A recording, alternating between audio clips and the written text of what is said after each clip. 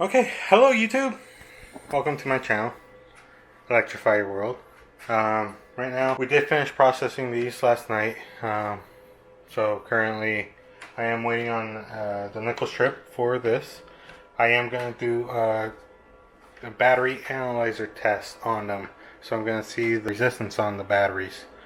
So that's my goal for the next few nights. But I wanted to have you look at off-grid system that I have going on here.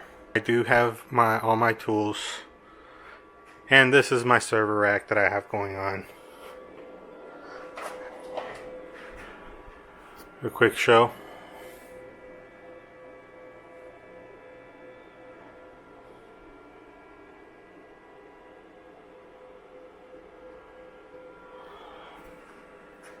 Okay, this is my off-grid system.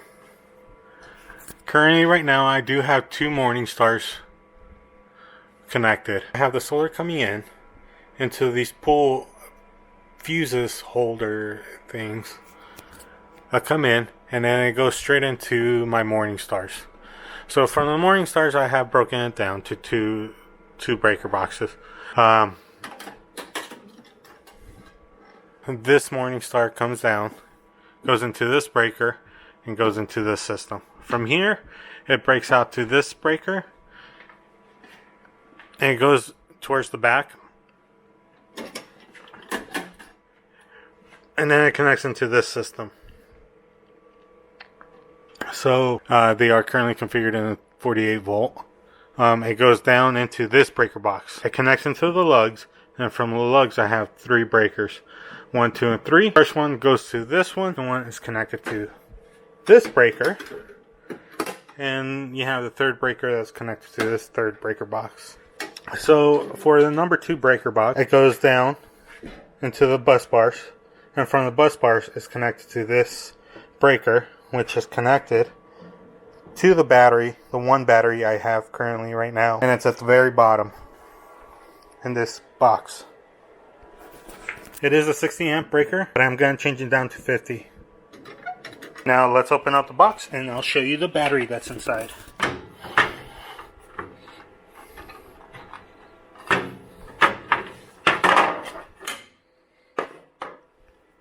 It is enclosed.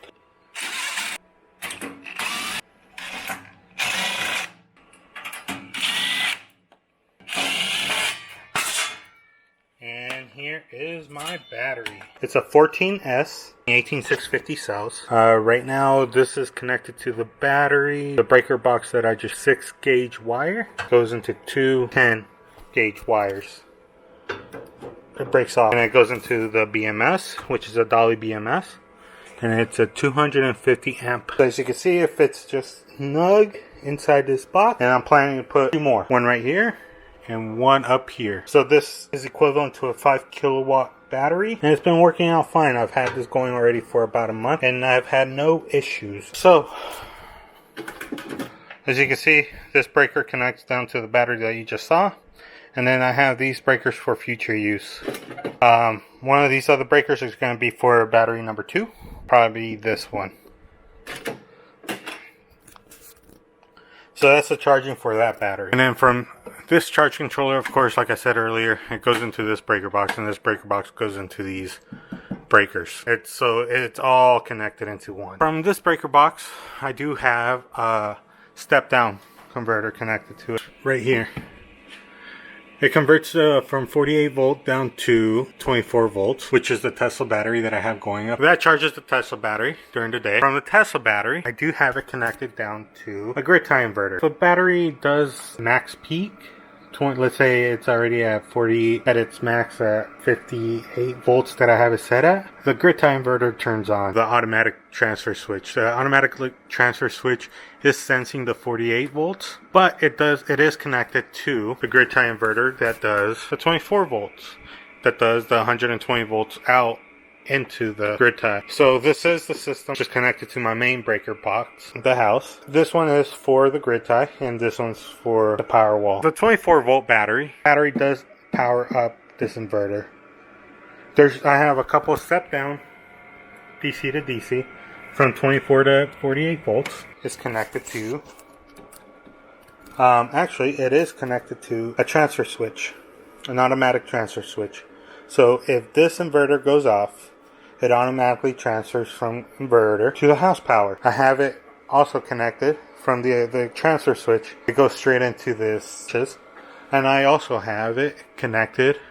I have a line going up and over and down into these other outlets, which power some of my fridge, like the wall batteries and all that, and this vacuum, little things like that. And I also have this automatic battery protect, so if the voltage does get down too low, it turns off.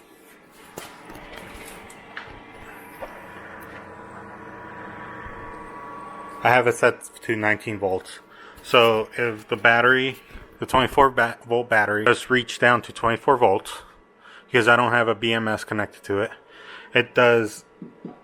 it'll shut down the whole system, so I don't cause something to the battery. And here's the 24 to 12 volt system. So the 24 volts is also connected to the Victron. The shunt is right up there. Right there. And I have it set to 24.13 volts, so it won't charge any more than that. I have another charge controller to the 24 volts located right here. And I have two 250 watt panels connected to that system just in case this system goes down. Turn off switch. So there you have it. This is my Powerwall, my homemade Powerwall. Has multiple breakers. I have a lot of safety features going on. I like the system because if the batteries are fully charged, I'm not wasting all that solar power that's coming in. It's actually being back into the grid without any waste. But it's only 1 kilowatt. So if I'm producing around 3 kilowatts, I'm only putting 1 kilowatt back into the house, into the grid. I've had no issues since it's gone into service. It is powering up my home server. All of this. And a few more items. I also have a battery backup for the server. I have an Xbox, the fridge. I haven't had any issues with the fridge. Nice and cold. Power strip. I have my charger. Soldering iron. Have my laptop. Apple charger. All connected to this power strip, which is connected to this outlet through here. Goes up and around and down and into this power strip. This is how I power my Dremel. This is my workstation, my solar workstation. I've had no issues.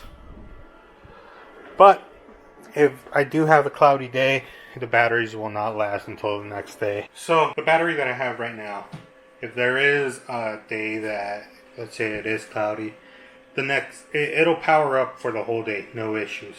But later that night, roughly around midnight, depending on how charged the battery was or is, the battery won't last throughout the whole night. And that's the reason I'm building a second 5 kilowatt, supposedly 5 kilowatt until I'll do the testing system and put it into service in here. I am building 14S 12P battery, which consists of 672 batteries. That's going to get into service.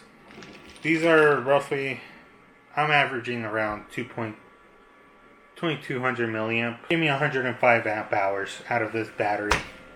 It was a 5 kilowatt battery. Giving us a 5 kilowatt battery, it should last us at least 2 days. So having the server run for at least 2 days without any, or a day and a night without any sun having on a cloudy day. That's my goal.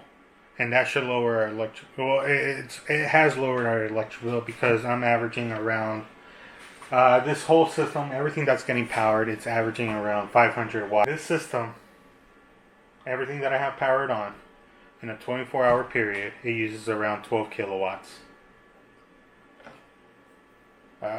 I would like to power more. My goal is to power most of the house. The fridge that's inside the house, the lights inside the house. And then my ultimate goal after I'm able to power all of that is to have enough energy to be able to charge my Tesla with the batteries that I have. But that's in future videos. That's what I'm going to be building. That's my ultimate power goal. Please like and subscribe. Starting off little by little. I hope you see my progress and everything that I'm doing. So my goal is to have a free sustaining house without having to rely on the grid. So if the grid goes down, I still have power. So please like and subscribe. If you want to see anything you want me to do, or if you want to see any more of my system, please let me know in the comments. And I'll talk to you soon.